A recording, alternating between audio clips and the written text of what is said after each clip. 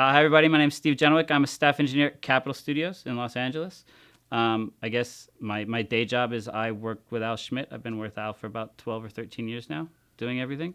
I also work with the other engineers that come in once in a while. John was asking me specifically about a record I assisted Elliot Shiner on, which was the remixing of A Night at the Opera with Queen, and Brian May, who was with us the whole time.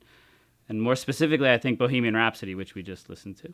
The easy story is, it started off on 124 track and got split out pretty wide to about 72 faders. So we could make stuff spin around and stuff. And the guys would kind of go, yeah, it'd be great if that could go there and that could go there and that could go there. And we'll see when it's done. And then I had to figure out how to make that go there and that go there. I guess the other interesting part of the record was when Brian showed up, we had license to do a little bit more. We didn't have to just match the records. So there's actually guitar parts in the surround mix that were not on the original record, but were still on the 24 track because at the time they said they didn't have room to fit them in. There was just too much stuff. But once we had the surround palette, we could put them in. And it's funny, listening in this room for the first time, I actually heard them again. I hadn't heard them in a while. They kind of fit in the gaps, and I really heard them in this room.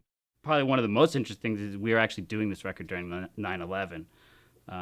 So in the middle of it, all that went down. And because we were in the Capitol building, we kept getting evacuated because they would have bomb scares. You know, we're coming in every day, and every day we'd end up in the parking lot waiting for bomb squads to go through. Nothing ever happened. But another fun story is we were out in the parking lot, and the whole building, they'd evacuate the whole building into the parking lot.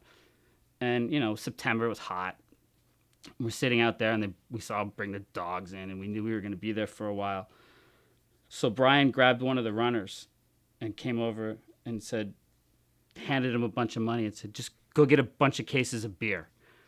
And we had a party. Somebody opened their car and cranked up the music, and Brian May bought beers for the whole company. And we just had a little party out there, so that was kind of fun.